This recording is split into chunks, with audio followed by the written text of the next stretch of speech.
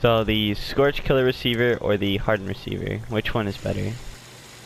So the Hardened receiver has 540 damage and the Scorched Killer receiver has 434.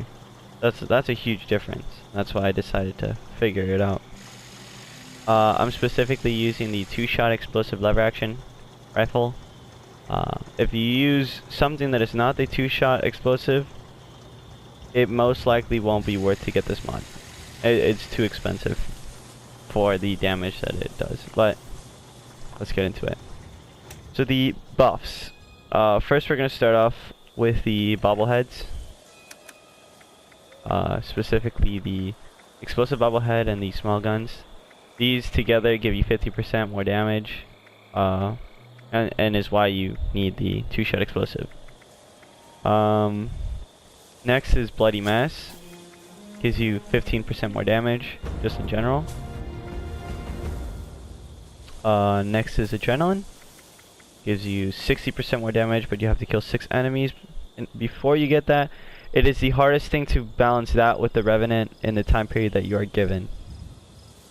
Next is Demolition Expert. Gives you 100% more damage to explosives. Another reason why you need 2-shot explosive. Next is Adrenaline Reaction, the actual mutation. So in this specific video, I'm gonna say that it is 50% because I know for a fact it is a 50% increase when you are at your lowest amount, which is 10 HP. But that is only when you are a solo. When you are in a team, it increases by a stupid amount because it glitches a little bit too much, especially when you're in a group of 3 and one has a mutation and one doesn't. But I don't know the exact percentage, so just to keep things base, I'm going to set this situation, I guess, as solo at just solo, so it's a 50% more damage. Next is crit. With the better criticals per card, you get 40% more damage on top of the 100% already gives you, so you get 140%. Headshots do 100% more damage, obviously. Firecracker juice. Now, not a lot of people know this, and I don't really use it that much, but it gives you 10% more crit damage. So it's just a little something. It's right there. Next is Sneak Attack, which, since I have the Covert Operator mod, operative mod, or perk card, it gives me 150% more damage when I do a sneak attack. Next is Revenant. Revenant gives you 50% more damage for 2 minutes when a player revives you. So in 2 minutes, you gotta get 6 kills in order to get a Revenant and Adrenaline to stack up. That's why it's really hard. So once that's all the buffs that I know of before I add the Scorched mod. So adding up all this gives us 163.944. You don't really need the decimals, but doesn't hurt to add them. You can round it up too if you want. And if you multiply that times the 540, which is the Hardened receiver, you get 88,529.76. Now, 88,000 damage, I can tell you for a fact I can one-shot everything in the game except for the Scorched Beast Queen. But this is why this specific video is for the Scorched Beast Queen.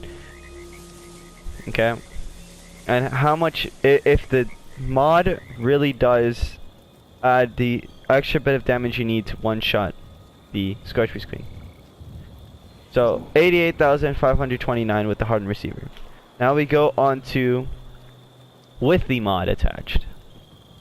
So on it's 163.944 times 50%, or 1.5, and then you get 245.916. 245.916 times 434 gives you a crazy 106,727 damage. So, is the mod better?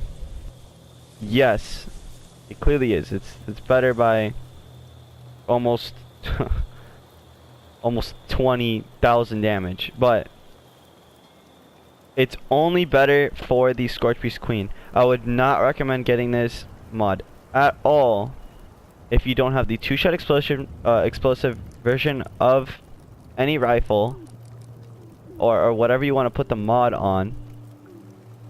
And I wouldn't recommend it because it's too expensive. Also, it subtracts all damage on other mobs by 20%. But yeah, that's pretty much it. The final, I guess, verdict you could say is Hardened Receiver is better for casual play.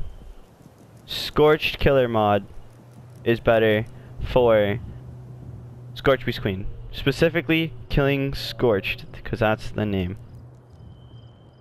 Thanks for watching.